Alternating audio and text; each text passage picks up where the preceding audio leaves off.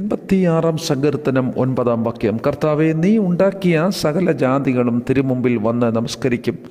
അവർ നിന്റെ നാമത്തെ മഹത്വപ്പെടുത്തും. ദൈവം മനുഷ്യനെ തൻ്റെ സാദൃശ്യത്തിലും സ്വരൂപത്തിലും ഉണ്ടാക്കിയത് ദൈവത്തെ ആരാധിക്കാനും ദൈവത്തെ മഹത്വപ്പെടുത്താനും ദൈവത്തെ നമസ്കരിക്കാനുമാണ്.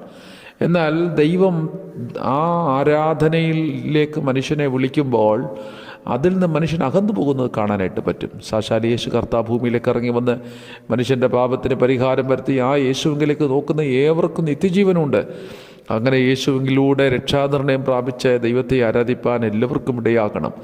അല്ല, പലവട്ടം സുവിശേഷം കേട്ട് പലവട്ടം ദൈവത്തിൻ്റെ വചനം കേട്ടിട്ട് യേശുവിനെ ആരാധിക്കാൻ മനസ്സ് വെക്കാതെ മാറിപ്പോകുന്ന പ്രിയപ്പെട്ടവർ, ഈ ലോകത്തിലെ സകല മനുഷ്യരും ഒരിക്കൽ കർത്താവിന് മുൻപാകെ മുട്ടുമടക്കും. എല്ലാ നാവും യേശു എന്ന് ഏറ്റുപറയും. എല്ലാ മനുഷ്യരും യേശുവിന് മുൻപാകെ മുട്ടുമടക്കുന്നൊരു ദിവസം വരും. അതിനു മുമ്പേ ജീവിച്ചിരിക്കുമ്പോൾ യേശുവിനെ ആരാധിപ്പാനും കൃപയുണ്ടാകട്ടെ. ദൈവം അനുഗ്രഹിക്കട്ടെ.